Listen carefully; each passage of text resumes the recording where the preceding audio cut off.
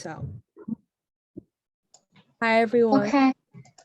All right, I'm here now, Amanda. Thank you. Yeah. If you already started the recording process, that'll be great. Yeah. Hi everyone. Welcome. I'm so glad you guys could join me today. Today I'm going to be giving a quick talk about why I think writing is especially a very powerful tool for like identity and learning how to advocate for yourself, and kind of what writing has done for me personally, what I've gained from writing, and what I think writing could offer for a lot of not just second generation Chinese Americans, but people in general. I think writing is one of the most important skills that you need to have, but also it does a lot of other things other than just practical skills. That's like applying to college or applying to jobs, writing a cover letter, right? The things that we're kind of more familiar with.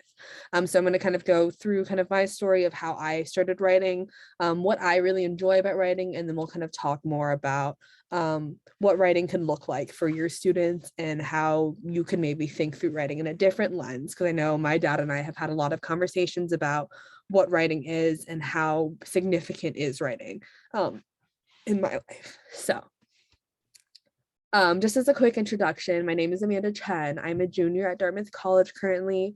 In terms of what I do on campus, I'm a philosophy major, Middle Eastern Studies minor, and an English minor. So I can speak a little bit of Arabic, not very well, but I can speak Arabic.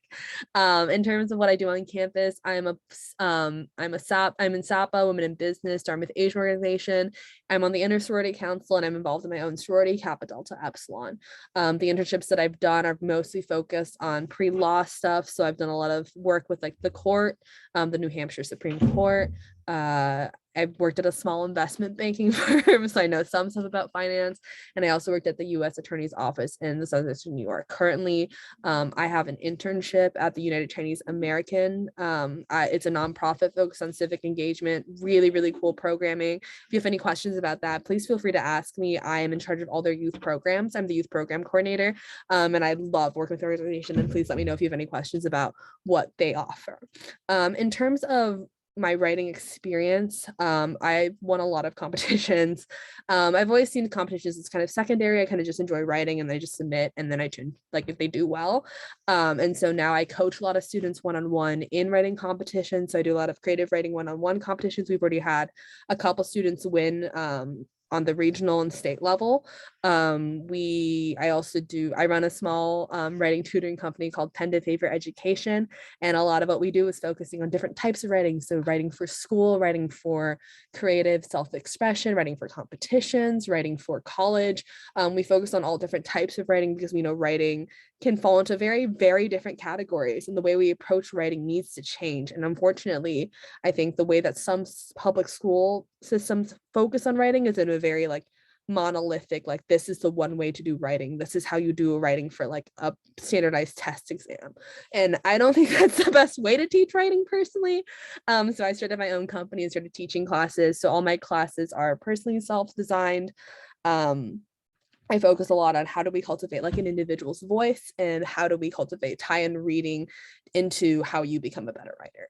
And we do a variety of different writing styles. I'm particularly the most passionate about creative writing, but that's just because I'm an absolute nerd for creative writing. So talk to me about like any book or any type of creating writing style. Will jump at that opportunity. In terms of my personal background, I grew up in Minnesota, in Minneapolis and St. Louis Park. It's a little ways from it, not super far.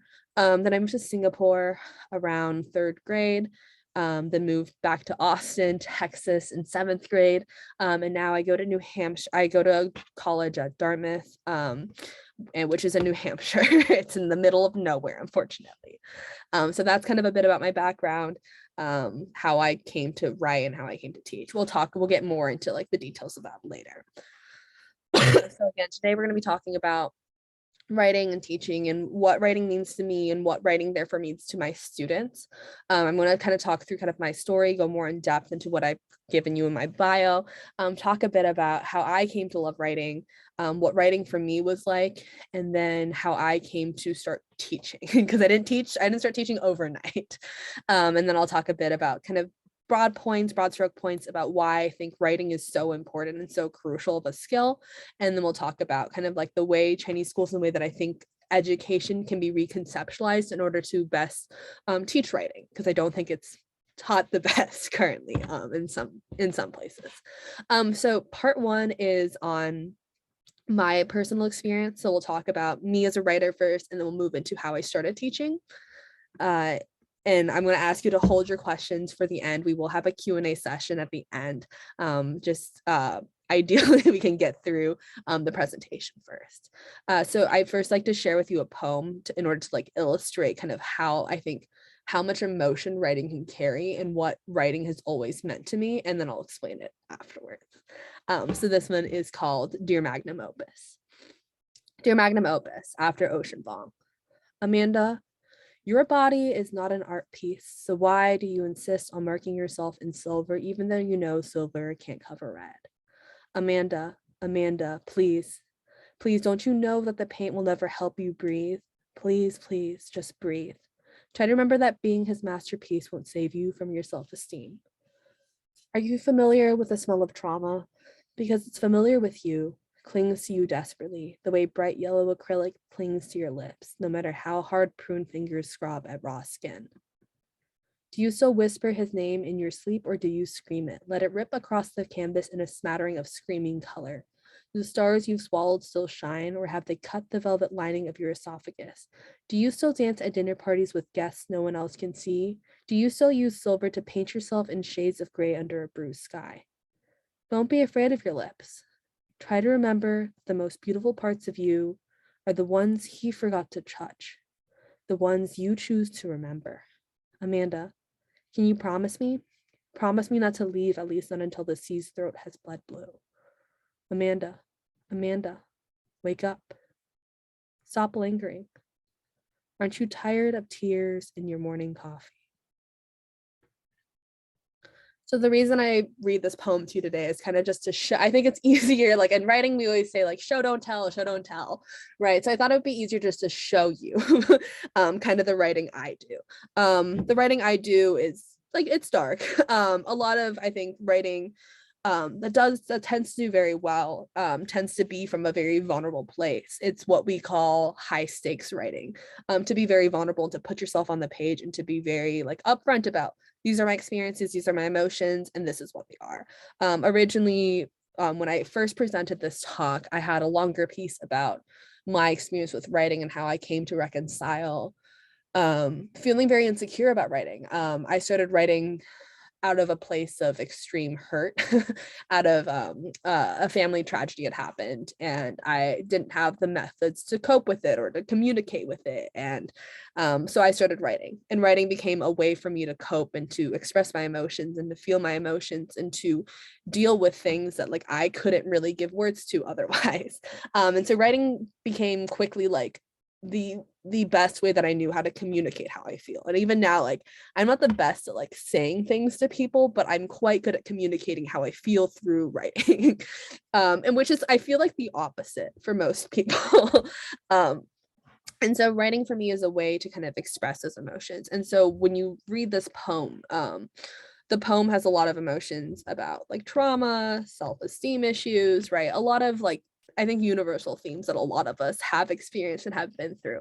And so reading this poem to you, I'm just going to show you kind of that the words that we have when we write are very, very powerful and express a ton of emotion, and can tell a story and can really communicate how we feel to others. I think the reason we read writing is never because we like necessarily want to like learn a lesson or learn like an Aesop fable type of a thing.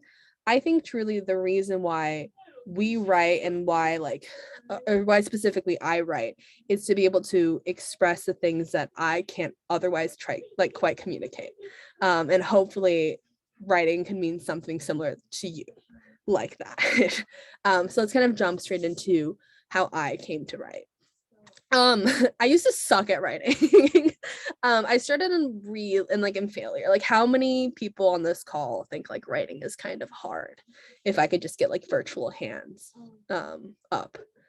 Who here thinks writing is kind of difficult? Okay, cool. Me too. Thank you for our two brave volunteers. I think writing's really hard. Writing's super difficult. I think, for example, I when I first started writing, I I was so bad at reading that like everybody else was reading like Junie B. Jones, like chapter books, and I was reading like picture books and I was like bad at them. And I took one of those standardized tests that everyone has to take and I almost failed the first grade. Like I almost got held back from the first grade. My fourth grade teacher wouldn't let me go into the gifted and talented group because I was so bad at writing that they were like she can't make it. So I was never like I don't think I was ever like traditionally like a great writer. Like I remember at that conference, I wrote an essay about like why I hated math, and my teacher was like, "She sucks at writing." So I wasn't ever like, I'm not your poster child for like being like a savant or like I was never like, "Oh my God, I've always been good at writing." Right? I sucked at it. I sucked at it for a really long time. Um, like I said, I started writing because of something personal that happened in my life and I wasn't really sure how to deal with it. So I started writing about it. And I wrote like really stupid books. I wrote like, like how many of you have like read young adult books about like like the really bad ones about like paranormal, like angels and demons and werewolves. Yeah, my books were like that. When I first started writing, I wrote those books. I wrote 4 books. They're terrible. No one should ever read them. But I wrote 4 books over one summer. I think they were each like 300 pages, A4 size. So they were like absurdly long, really poorly written, but I sat down and wrote. The reason why I started writing it was because I felt like if I could write about a fantasy world and build a world that I could escape into and that I wouldn't have to confront certain things, it would make expressing kind of those universal feelings a bit easier. And so that's what I did. I was the kid who was always reading.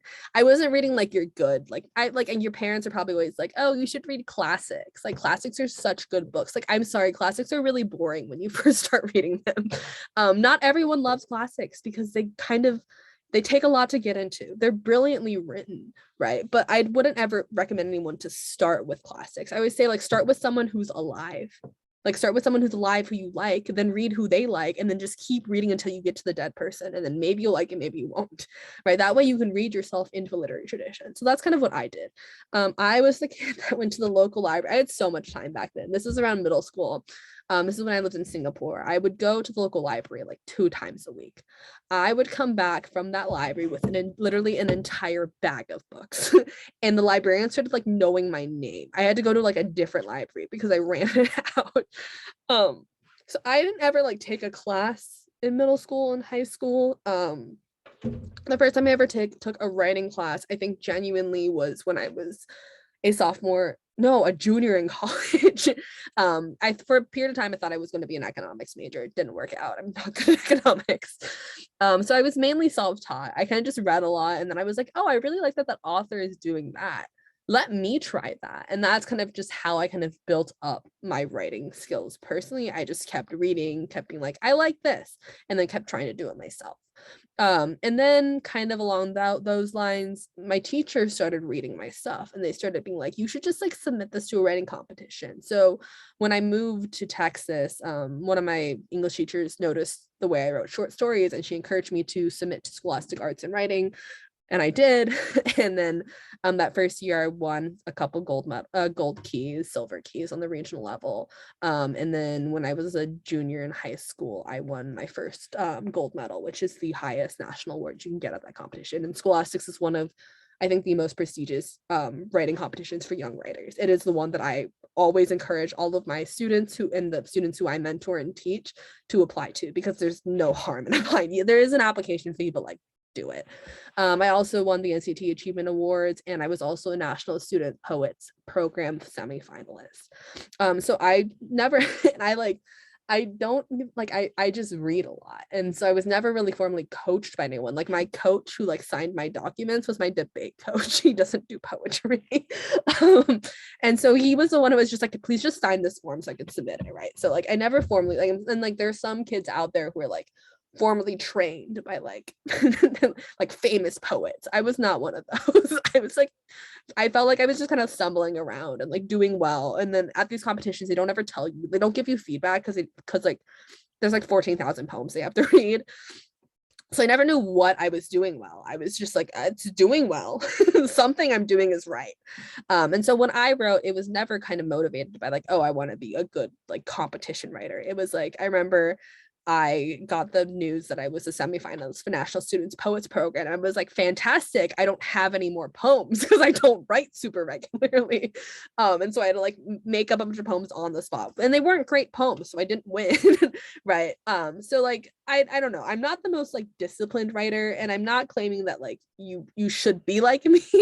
I'm just saying like this is kind of the way that I approach writing, and it got me far. I think now is the time where I'm trying to be more disciplined about it. But we'll get to that. And so I kind of went through a huge period of time where my parents kept being like, you write and that's cool, but like that doesn't really matter. And I was like, I want to be an author. And my parents were like, this is our worst nightmare. we cannot let her be an author. This is the worst thing that she could. This is like up there with her being like a painter. Like she cannot be an author. And so they spent the entire time being like, you should really do debate. You should see if you like debate. Incidentally enough, I did enjoy debate because I like arguing with people. And incidentally enough, I do enjoy law. So like that is probably where I'm going.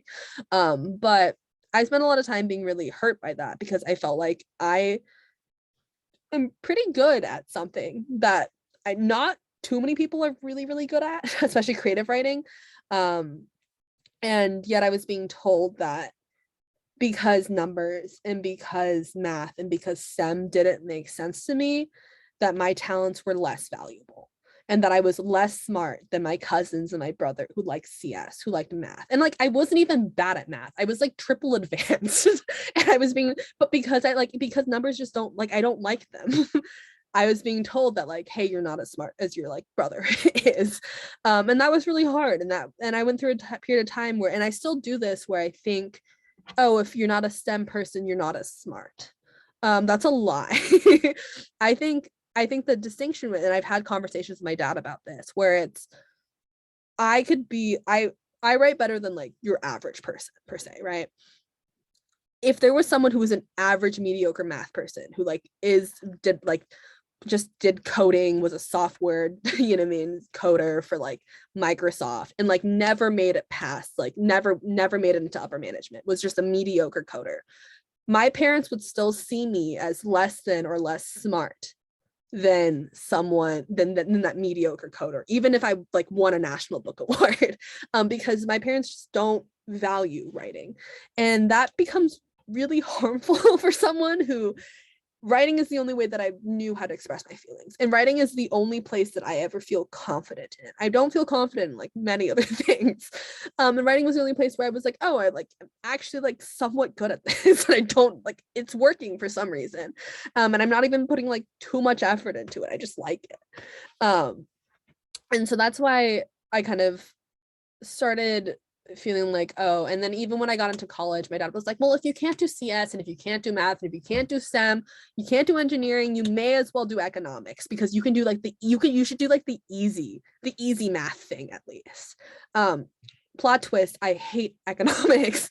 I've never gotten below an A in my economics courses, and Dartmouth has a crazy hard economics department. But I realized that when I was taking those courses was when I hated my college experience the most. And so I started realizing there was a correlation, and I was like, well, I just don't like economics. Why am I taking these courses? And my dad was like, well, hear me out, you need a backup plan in case you don't want to go to law school. And I was like, well, law school already is my backup plan, so why am I having a backup plan for my backup plan? That feels excessive. And also like it's making me miserable. So I dropped economics, and my life has been better since. And with that space, I had room to minor in English. And the minor in English is super chill. I could just purely take creative writing classes, which was really fun. I took my first ever creative writing class this fall, so like 2 terms ago. Like I have not been doing creative writing for a very long time. That was the first time I was ever taught formally by a person. I was taught by Vive Francis. She will always hold a very special place in my heart. She is one of the most brilliant poets that I know. She's a professor at Dartmouth, so she's clearly really qualified. And she taught me poetry, and I'd never been taught by someone before. And I showed her the poems that had won competitions, and I was like, why did this win? And it was the first time someone actually broke down and was like, oh, because you're doing this, this, and this, and this, and this. And then my poetry started really quickly improving because I got actual feedback. Because when at school, I don't know if anyone's experienced this, when I'm at school and I get feedback, my teachers don't write things. They just kind of, they started handing me back like empty rubrics. They didn't even like circle or write the grade down. And that meant that I got 100, right? So like, I never got real feedback on my writing. And that really like made me upset because I was like, I want my writing to be better. And I want someone else to push me, and I want to mentor, I want to learn. And I never really got that until I went to college. And she's still my favorite teacher to this day because we met for a conference. She does one-on-one conferences with her students, and we met at a coffee shop. And this is the most like it's one of those like quintessential like cliche like, oh, in college I did this type of stories. But my professor and I sat down at this coffee shop. She's 20 minutes late. She's always late. And she and I were talking, and she said, Amanda, like, and I was trying to thank her towards the end of the meeting. I was like, thank you so much for having this class, because like I took a 3-year hiatus from writing because I was like, oh, I need to be an economics person. I need to do investment banking, finance. You don't need to do investment banking and finance to be successful, which is kind of like, that was shocking to me. But I took the class, really enjoyed it. And I was trying to thank her, and I started tearing up, and I didn't know how to thank her. And she said, stop, write that down. And so I spent 20 minutes writing this essay about why I wanted to do poetry, and my grandfather and my father and a bunch of this stuff. And she made me read it out loud. And literally in this crowded bookstore, I read this essay out loud, and she starts crying. And so I don't know what to do. So I also start crying. And then we're just both crying in this crowded bookstore. And it's she is still one of the professors that I've connected with the most since being at college. Like, I've never had the connection in economics, and I have good relations with my professors. I do research, but I've never connected with a professor as much as I did with her that day. And I think it was through the emotions of the writing and how vulnerable and how raw and how high stakes my writing is. And then I kind of started teaching. So, well, before the class, I started teaching at my friend's company. This was like fall 2021, so like way back when the pandemic first started. I was living in New York, interning at the attorney's office in Southern District of New York, it's a pretty prestigious like attorney's office in the United States. And they didn't pay me because government internships don't pay you money. And so I was like, oh, okay, cool. I need to pay rent. So I was going to work at a boba shop, but then the boba shop was like, yeah, your hours don't work with us, because I had a part-time internship. And so I started teaching at my friend's company. I taught college essay writing. I found that like I would come home from work, like working 7 hours, and then I would do another 7 hours of teaching. And because I needed to pay for rent. And so my friend paid me really well.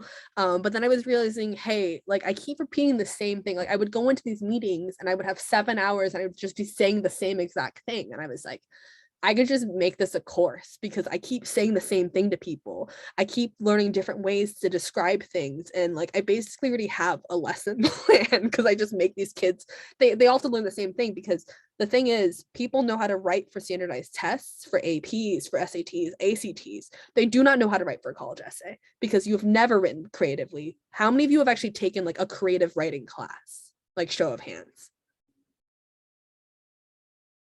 Yeah, like nobody, because nobody teaches creative writing anymore. And your English classes, when they teach you creative writing, it's like when they teach poetry, it just like makes me confused, because they don't know poetry. They don't care about poetry. So how is someone who doesn't care about something going to teach you something? Like, it doesn't make sense to me. Like, no one is like, I hate CS, I'm going to teach CS now. Like, that doesn't make like, why?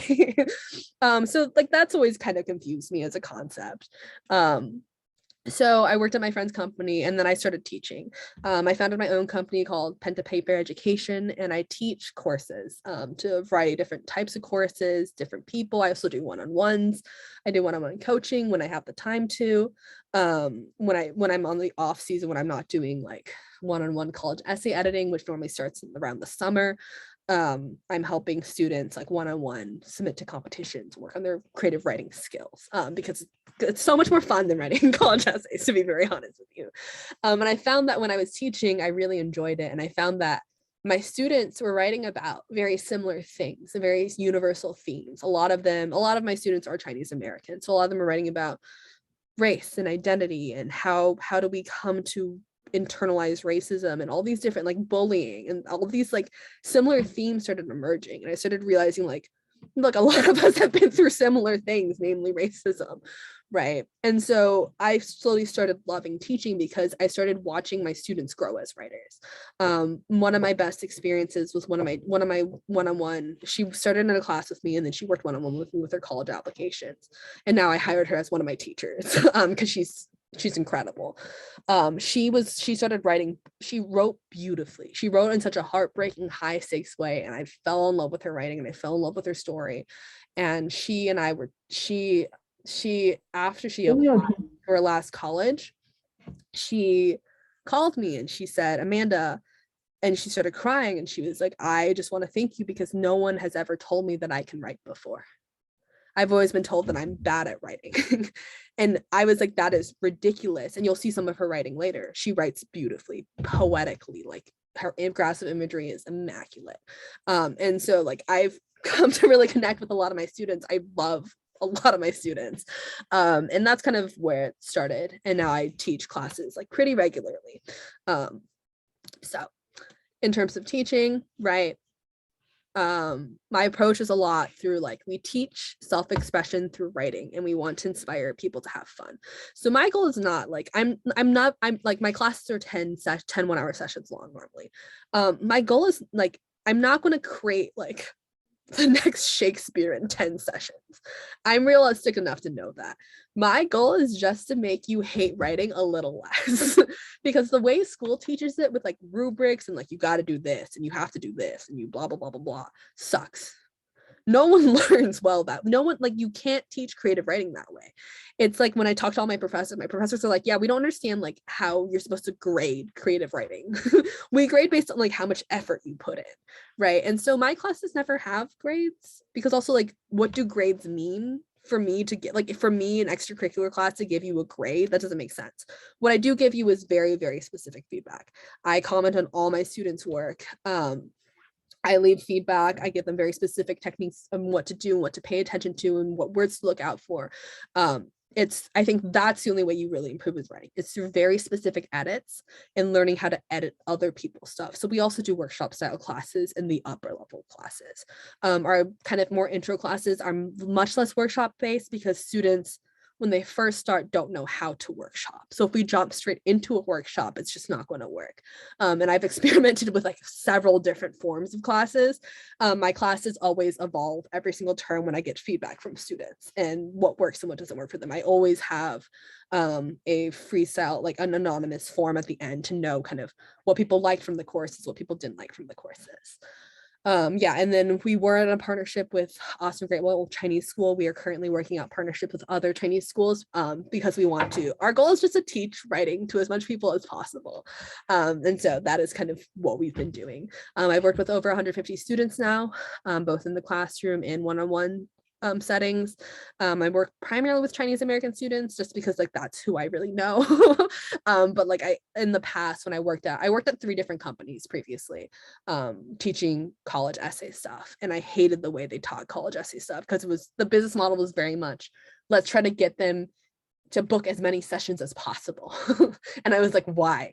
If the essay is good, the essay is good. Just say it's good. This feels like a weird, like, why are we playing with people like this? So again, like my company is primarily focused on teaching writing and I like teaching writing. And I think writing is really, really great for like identity and, personal issues and working through like a lot of and learning how to express yourself and advocate for yourself. Because if you're not going to advocate for yourself, like nobody else will. So my focus is on teaching writing, not as a tool, but teaching it as an art form, teaching it as a craft, right? And I want to develop writers who know how to write for themselves, not others, not an assignment. The biggest issue I have with writers that I work with one-on-one, both on the high school and middle school and the elementary school level, I work with all ages. They treat writing as an assignment. They're like, okay, what do you want? Let me write the way you want me to. And I'm like, that's never the way, that never works. Because you can never write it quite because I read for authenticity. I read for honesty. I read for that high stakes writing. And if you're not, if you're doing it kind of like as a way to appease me, you are never going to write well. There's a cap to that type of writing, because if you were not writing for yourself, if you're not owning your own story, you are essentially writing for someone else, and your writing skill will never break past this point. Even if you're really talented, even if you're doing everything technically right, if you cannot open up and do high stakes writing and write for yourself, and to be like, I want to write this because I want to write it, not because assignment, not because, you know, I mean, XYZ, not because your parent is making you. You were like, that is the only way you actually become a mature writer. And that requires an entire, I think, mindset shift about the way we see writing. Writing should not be, oh, it's a tool to get into college. It's a tool to do this. It's a tool to win competitions so that you can put it on your resume and then do this. If you treat writing that way, writing is not kind to you. There is nowhere to hide in writing. What I can easily do when I work with students is sometimes I read a draft and I'm like, oh, so you wrote this 30 minutes beforehand because you didn't do work before.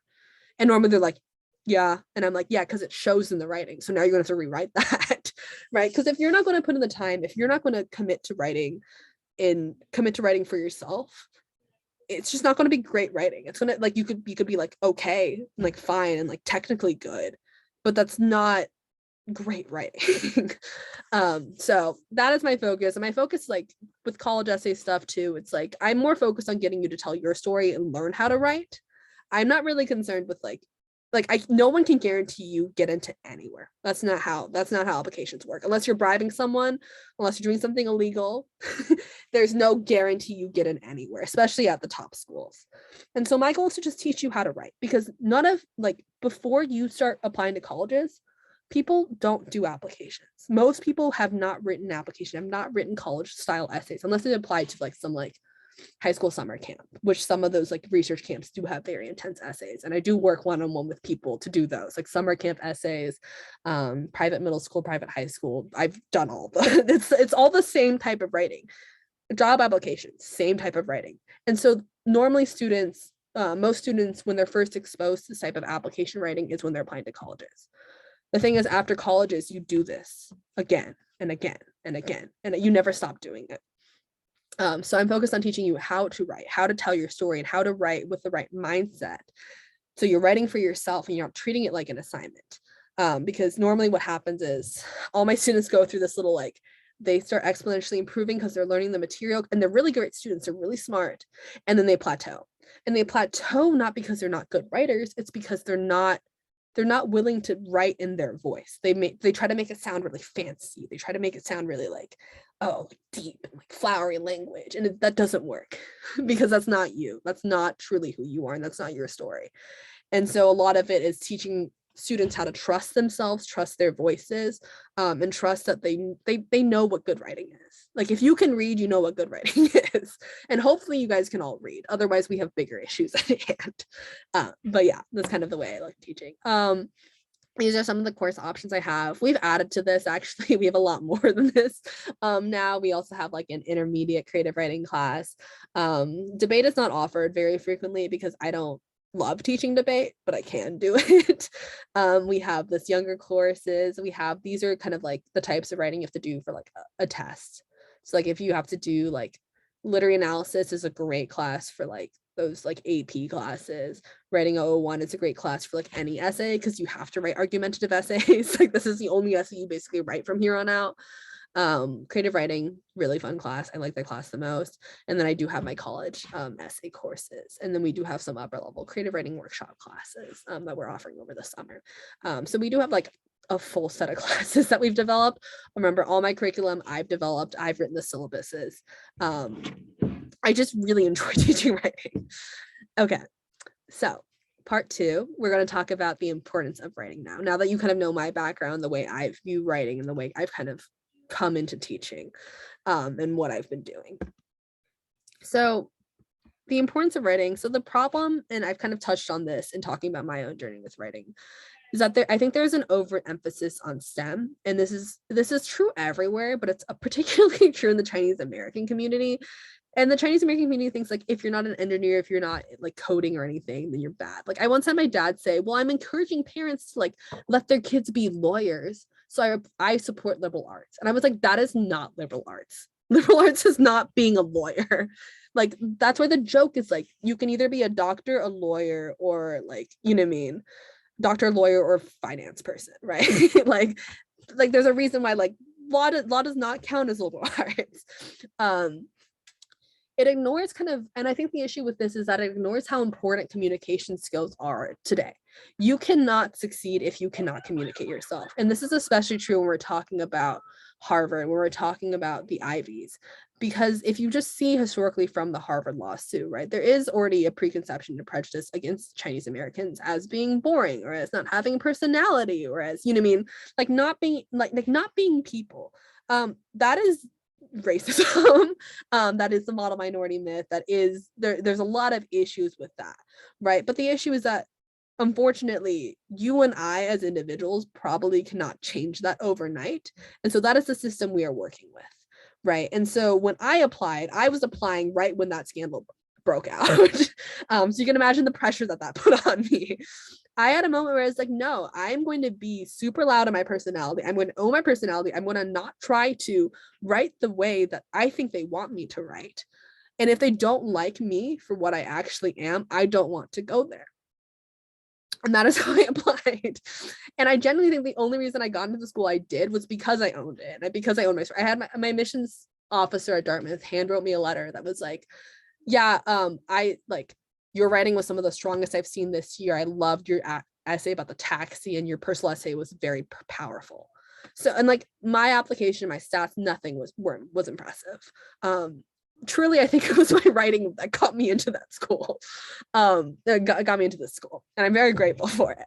The other issue is that we treat writing as a tool, like in service of something else. We have like an emotionally stunted second generation that doesn't really know how to like express their emotions. Obviously I can't speak for like every second generation person, but a lot of like my friends and I have had conversations about how we're really bad at expressing how we feel and like advocating for ourselves and telling, you know what I mean? Because I think this goes back to kind of like intergenerational trauma and the way that you're raised and like the things that you've been through often bleed into your children.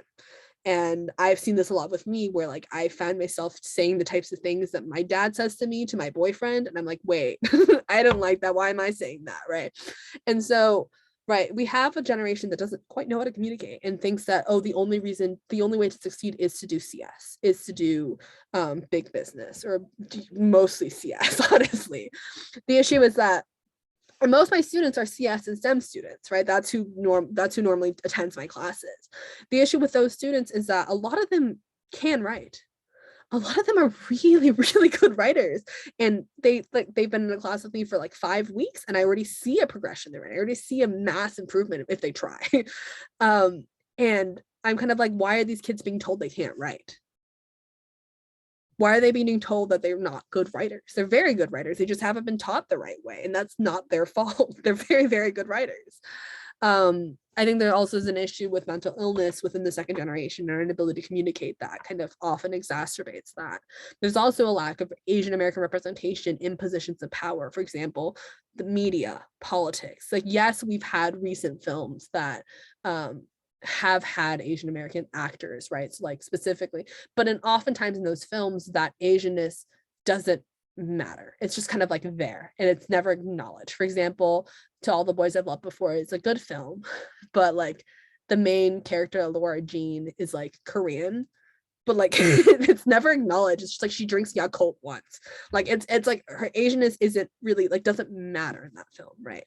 And so we have an issue in representation in politics, and we have a very alienated second generation who doesn't really care about politics. And as someone who works for a nonprofit that really focuses on political and civic engagement in the younger generation, we're dealing with a lot of how do we get people to care. And my boss, the president of the UCA, frequently says like the issue is that your parents came in a golden age when US-China relations were great. Now they're not great anymore, but your parents have never felt the need to be civically active. We are heading into some of the worst US-China relations that we've seen in a very, very long time. And it is time that we learn how to communicate and to advocate for ourselves. But that's kind of the issue that we're facing right now, I think, within this community specifically. And the realization we need to have is that the world is not the same thing, the same world as the first generation, as what your generation came into. And when I say first generation, I just mean like people who immigrated after the 1965 Immigration Act was passed, like not the previous waves of immigration. Safe doesn't mean good. Safe can mean a type of stunting.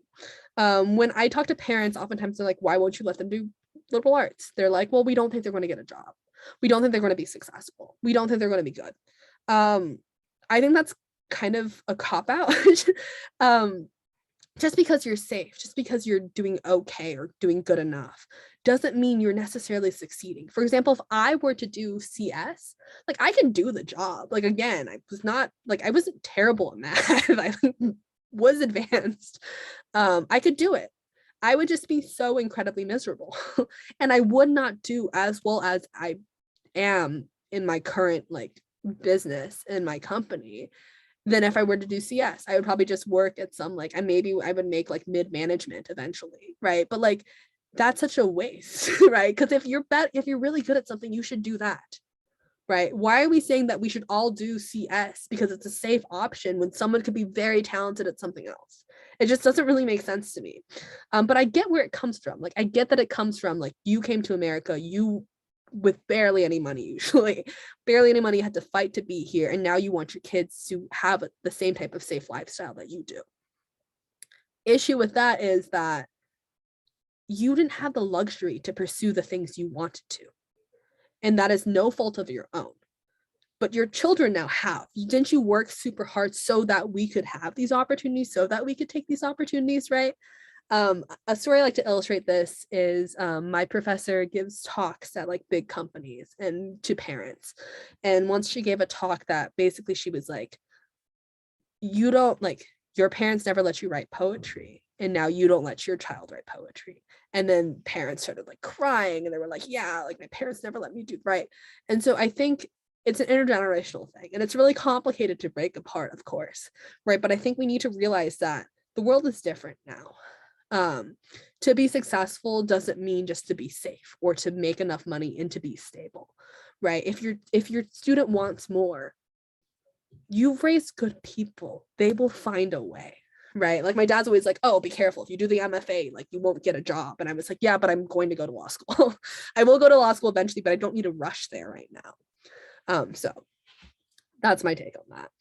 And what I'm saying in terms of writing and why writing is important, there's a list of reasons. The first is obviously like, and this is the least important reason in my opinion, but it seems to matter to people. So the practical reasons, right? Grades. You got to apply to college. If you can't write, you can't apply to college. You got to apply to jobs. You got to write cover letters. You got to write resumes. Writing is incredibly important. Writing is also important in terms of like practically like communication skills. Like if you can't talk for yourself, you're not going to get very far. Like people often get promoted not because of like how like qualified they are. It's because of how well they can speak, how well they can communicate. And if you can't really communicate super well, there's a high chance, unless you're like one of those geniuses that's like destined for MIT, there's always two of those in every class. You're most likely going to get passed up because these communication skills are incredibly important for doing well like today. It's also important for expressing emotions, right? And it's especially important, I think, for the second generation, right? For me, I think I would have been in a much darker place and a much worse place had I not had writing. Writing was my crutch to cope and to deal with things. Always. It allows you to live twice. It allows you to really reflect on the memories that you've had and the moments you've had, and to work through kind of what you could have done better and what you might have potentially missed out on. And it also allows you to reconcile identity issues, right? So it's a space to kind of, in a very neutral area, so you can write fantasy, you can write to deconstruct what identity is, to deconstruct what your identity is, how you identify, and it allows you to kind of put theory into practice. Also allows a space for healing, right? To write through things and to kind of process what has happened. Allows you to self-advocate. I think my favorite quote that my professor once said was, if you don't write your story, somebody else will, and they will do a really bad job of it. So someone needs to write our stories, right? And it's also very powerful. Writing is so powerful. My favorite example of this is Saul Williams wrote this poem called Shaklaka-Clack. It is a beautiful slam poem that plays with the onomatopoeia sound of like the sound of like slave, like Shaklaka-Clack slave, slave shackles. And when the first time he read it, the entire auditorium stood up and was crying. And I think people who think writing doesn't matter, writing doesn't, like, there's no power in it, have never really seen writing at its best. It's really easy to write like bad things, right? But writing that is truly powerful, that strikes a chord and that it communicates those emotions, that is the type of writing I think we need to write towards. Some of my friends think poetry is really stupid. When my professor said to that, she said, Amanda, people who think poetry are stupid and don't matter, tried to write poetry and then were really bad at it, so now they're making fun of it. And that is one of my favorite quotes my professor said. We're running a bit low on time because we had an issue with the Zoom earlier, but I want to kind of show you a couple pieces for my students, and these are people who like came in. I promise you they didn't write like this. I can promise you they did not write anything like this. But by the end of working with me, they were little machines. They were just like writing things. This is one of my favorite ones. This was in response to a creativity prompt. It was like, show how you're creative. This is what one of my students wrote. Southern batter fried snails. Deep fry meats local garden pests in this delicious alternative to pesticides. Courtesy of Hillary, ready in 40 minutes, serves 4. Ingredients: 24 snails, 1/4 teaspoon of salt and pepper, 1.5 cup of breadcrumbs or cornmeal, 1 1/4 cups of all-purpose flour, 1/2 teaspoon of baking powder, 1 tablespoon extra virgin olive oil, 4 3/4 cups of milk, 2 large eggs, oil for frying. Instructions: 1. Gather snails. The garden snail is an invasive species plaguing America farmers and my Chinese grandmother alike. She hated the snails that ate all our cucumbers, so she taught me how to use apple slices as bait, but she never knew what to do with the snails afterwards. 2. Beat egg and milk in a mixing bowl. Add flour, breadcrumbs, and baking powder. Cover and set aside for 1 hour. The snails love this kitchen scraps, carrot peels, bell pepper tops, lettuce cores that grandmother would give them.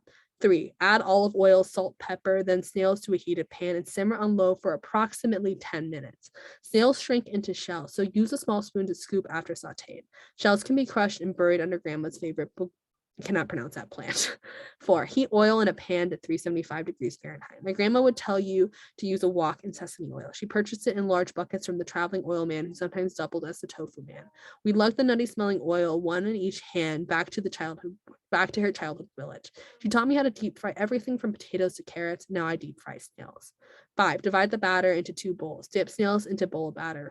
Deep fry until it's golden as the yellow windblown sails of Huangfu Gaoren, my grandma's birthplace. Remove from the pan and drain it with a paper towel. Once dry, dip into a second bowl of batter and fry again. 6. Pair with your favorite sauce or sprinkle with salt, which my grandmother preferred for all deep fried food. Just like this recipe, I incorporate my heritage to solve the problems in unique and ingenious ways. I love this essay. The reason why this essay works really well is because she's literally showing you her creative side. Right. She's showing it because she's writing in a very creative way. This is what we call like a prose poem, and it worked for this. She's also writing about a very original, innovative solution she came to a garden pest. It is very well written. It tells a story through the steps, which is really hard to do. This is some very, very advanced writing. And this student had only worked with me at that point for like 2 months or so. She took the class and then we were working one-on-one. And this student was told that she couldn't write by her parents, by everyone around her. And I think she's an incredible writer. That's one example. This is kind of an example of how writing can show growth and help us reflect on things. I'm not going to read it because we're running out of time.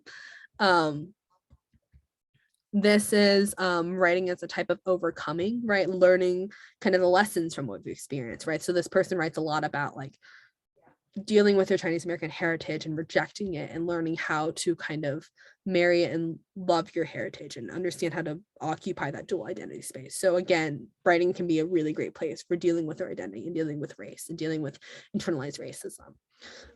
This is one of my favorite essays. It's about a dog, but it's about how this girl starts fostering dogs, had a dog when she was really young, and then the dog ended up dying. And then she started fostering a ton of animals. And then she ended up having a turning point where she realized that she couldn't be driven by guilt. And it was about learning how to process that guilt and move on. So I think writing can become a really powerful place for healing and to process this stuff. This essay took a long time for this person to write because they didn't know how to end it because they still weren't over the guilt at that point. So I got to, over the course of those couple of months working on this application essay, see this person slowly process through the way she wanted to think through and talk about this frankly very traumatic experience for her. Cool. So part 3, and we're going to go through this pretty quickly. So we have time. You can obviously, I will send these slides out. You can read through these on your own if you're interested, but we just simply don't have time to cover all of them. Part 3 is the solution. So I think the solution to this issue is to just teach writing for writing itself. Don't teach writing, like if you want to teach, like, yes, obviously we teach like types of writing to make it easier because it's hard to be like, let's teach all types of writing all at once, right? But you do need to start teaching, you need to approach writing just as writing itself, not as a skill, not as a tool for something, right? You want to teach students how to write for themselves and then for something else. So maybe you're writing for a course or maybe you're writing for a competition, right? But don't write in the mind of like, what would the competition want? Think more, what do I want to say? How do I respond to this prompt? And then what is my story? What is significant about that? We need to rely less on rubrics because I don't know what it means to be like, oh, there's 3 metaphors. This book is clearly better than that book. It has 7 metaphors. That one only has 3. And that's not how writing works. No one reads a book and feels that way. So I don't think rubrics are really entirely helpful when we're talking about writing. It's also encouraging students, right? We need to encourage students to develop their unique voice, to trust their voice, and to know that they don't need to write like Shakespeare to be a good writer. That's not what being a good writer is. I don't write like Shakespeare. God, I don't write like Shakespeare at all, right? And then I also think partnerships between schools in terms of developing curriculum, because I spend my entire time just developing writing curriculum because that's what I like teaching. Someone tried to convince me to do like an SAT prep course and I said no, because I don't like teaching standardized test stuff because I don't think it's beneficial for writing itself. Okay. So that's the solution. And then some just quick lessons from teaching that I wanted to share with everybody before we finish today. Is first, writing is not easy, but it's not like impossible. It's hard, but it's entirely doable. I've taught enough students who've been told that they can't write. And there are some students who truly like are not the best writers, but I've taught them how to write very well. And I've taught them to write for themselves and to not treat it like an assignment. And so I've worked from everyone from like people who like used to be really good writers. I've worked with people who like that were told that they were terrible, right, but had a natural gift for it. I've worked with people who like genuinely like should not probably like be a novelist, right, but can write good application essays now, which is all they need to have, right, because that's all you need the writing for probably eventually. Lesson 2 is that every student has potential to be a writer, right? As parents, you need to believe in this. Students, you need to believe in this too, right? Writing needs encouragement in order to really grow. Lesson 3 is that writing requires bravery, right? You need to be okay with being vulnerable. You need to own the experiences you've been through, and that's hard. That requires a lot of introspection. And so in that way, I think all my students and all writers are incredibly brave. Lesson 4 is that every student has their own very unique voice. My material is very specific to the way that I learned writing, and because again, I was never taught before recently, so my material doesn't totally always work for every student. And I start every class saying that. I start every class being like, this might not work for you. That is okay. Please tell me if it doesn't, so I can try to think of a different way to explain it to you to make it work for you. Because every student writes and understands things very different. It's not like math. It's not like you do 5 steps and you get the answer, right? Writing's a lot harder to teach than that, I think. Lesson 5 is that we need to teach it for its own sake. We cannot teach it as a tool. We can't treat writing as an assignment, because as soon as you treat it as an assignment, the quality is just capped and it normally sounds bad. Okay, so I think we're headed towards the end of this talk now, and that is perfect timing. So if you are so inclined and if you want to connect with me at all, feel free to scan my virtual business card. If you just like scan the QR code, you should be able to pull it up. My email is also written down there if you want to take it down and take a picture of it.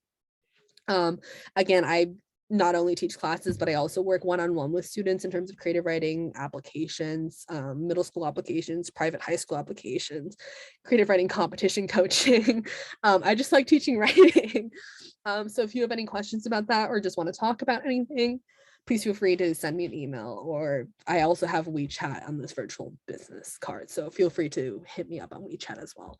I'm not as responsive on WeChat because sometimes I forget that I have a WeChat, but feel free to. And then, so now we're at the Q&A portion. So if anyone has any questions, please feel free to ask. I do speak Chinese. I just like am better at English. So if you ask stuff in Chinese, I can understand you. So feel free to ask in Chinese if that's easier.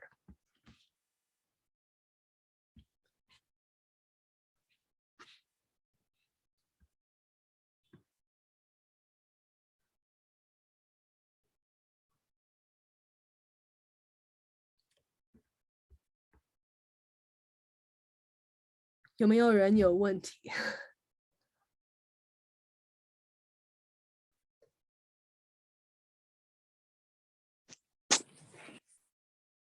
Hey Amanda，你好。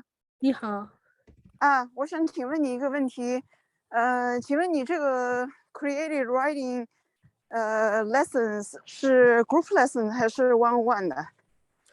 Yeah, so yeah, so I have group lessons, which are obviously cheaper than working one-on-one with me, but I also do work one-on-one with certain students. Normally I encourage students to go through the class first so that they can first figure out if the way that I explain writing and coaching is helpful for them. And then normally if they approach me, or normally if they do really well in the class, I will approach them and be like, I would really love to coach you if you have the time and are willing to. So I do both for sure. I tend to try to filter people through the group lessons first, though, to see if they really like my style of teaching first, though. Hope that answers your question. Yeah, so 那这个 group lesson 一般的 class size 是几个人呢？ All classes are capped at 20. But for your upper level classes, we do extend classes, I think we cap upper level intermediate workshop based classes at 12. And that's kind of what Dartmouth caps them at too. So I'm very comfortable using kind of like their metrics as, because it's a really good institution. So does that answer your question at all? Yeah. 我是说的，你说的是这个 Dartmouth 的 class size 还是我问的是我们假如我们要跟你上课的话，你的这个 class 这个 group lesson size？ Yeah, so it's I based it off of Dartmouth's one. So it is so when I say like Dartmouth size, like it's very, I said like I have the same class sizes as Dartmouth. So for your intro classes, there's going to be 20 students. For your more advanced classes, you'll have around 12. OK， 那如果是 commitment 是我刚才查了一下你的查了一个 online， 不知道是不是你的正式的 website 里面讲到不同的这个 course series， 也不知道是15还是20 lessons， 那么是就一下子就要 make a commitment for 15 or 20 lessons or 有没有那么1-2节课先试一下的？ Yeah, so all my classes, so most of my classes are 10 courses, 10 weeks long. If you choose to do like a longer session and you want to combine them into, like, we're working out so that if you want to commit to 20 immediately, we'll give you a discount for that for sure. But in terms of like, you have, I think one, because they're only 10, because my courses are structured off of 10 weeks. You pretty much have that first class to drop. Or to choose to try it out, and after the first class we won't like charge you anything, but unfortunately if you drop like the second class, we do have to take around 20% because you did attend 2 classes, and we don't allow any more drops after by the third class, there's no more dropping because you'll have already taken 30% of the class. So that's kind of our policy on that. I see.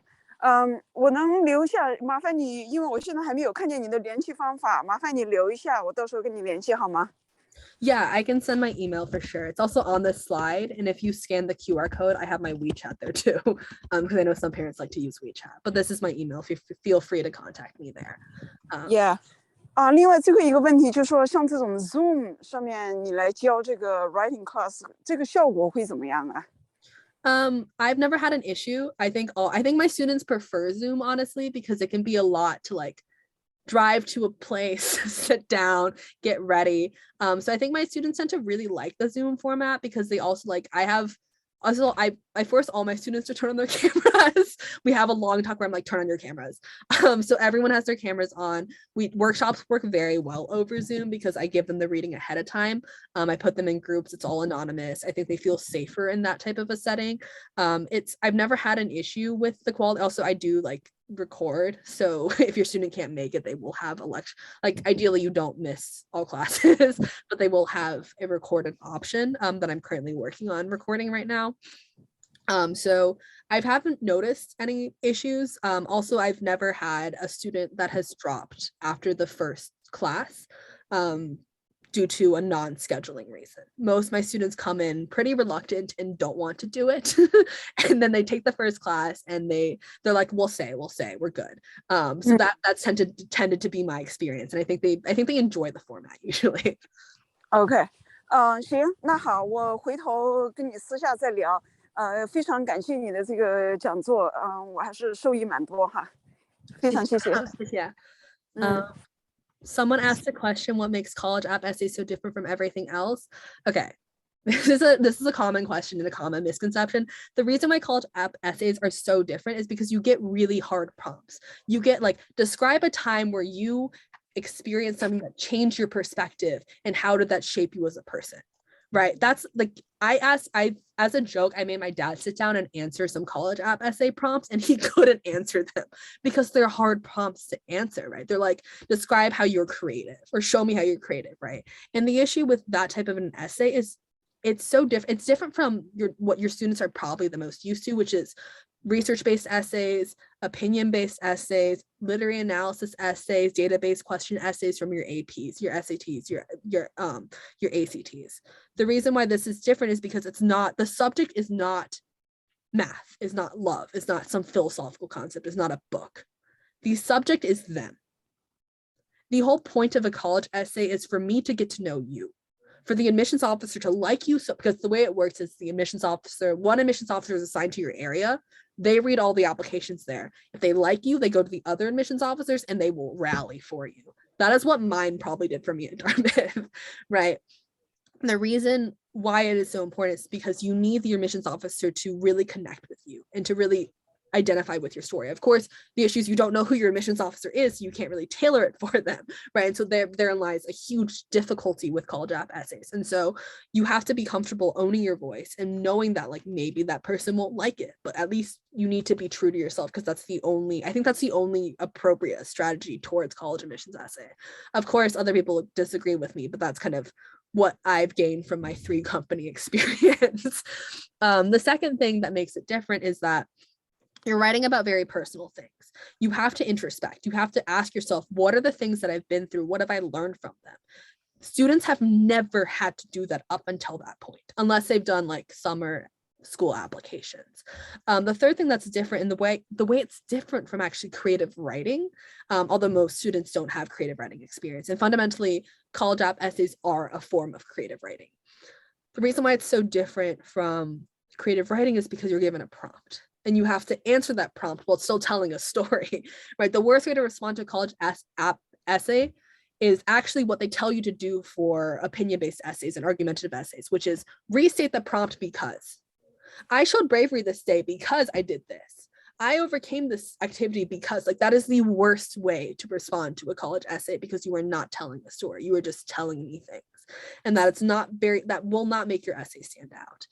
Right. And so, and the reason why it's different from like short stories and poetry is because you're writing towards a prompt. You have to answer that prompt. You have to tell a story. You have to do all like the creative writing, like basics, right? Details, imagery, structure, which, to be very honest, your students haven't been taught to do, because no one takes creative writing courses. I didn't take a creative writing course. I learned it on my own, right? And most students don't do that, because most students are focused on STEM and like USAO and like all these competitions, right? That I never did, right? And so college essays are very, very different from any other type of essays your student will ever write. And I think that is a huge misconception among parents, that they're similar and that there are a lot of courses targeted towards those, because there's honestly not.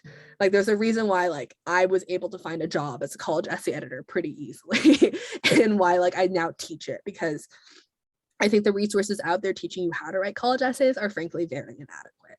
And so that's what I think a lot of us teaching courses are trying to target. Hopefully that helps answer your question a bit. I can speak more on it too if you have more questions on it.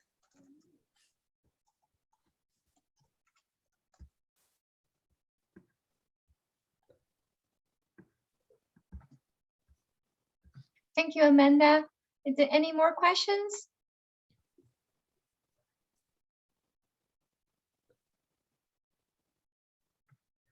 Okay, maybe Amanda, I think we can just end it here. It's 30 minutes over. Yeah, of course. Thank you so much, everyone, for coming out. I really enjoyed speaking with you today. Yeah, thank you, Amanda. Really appreciate your talk. Thank you. Thank you. Bye.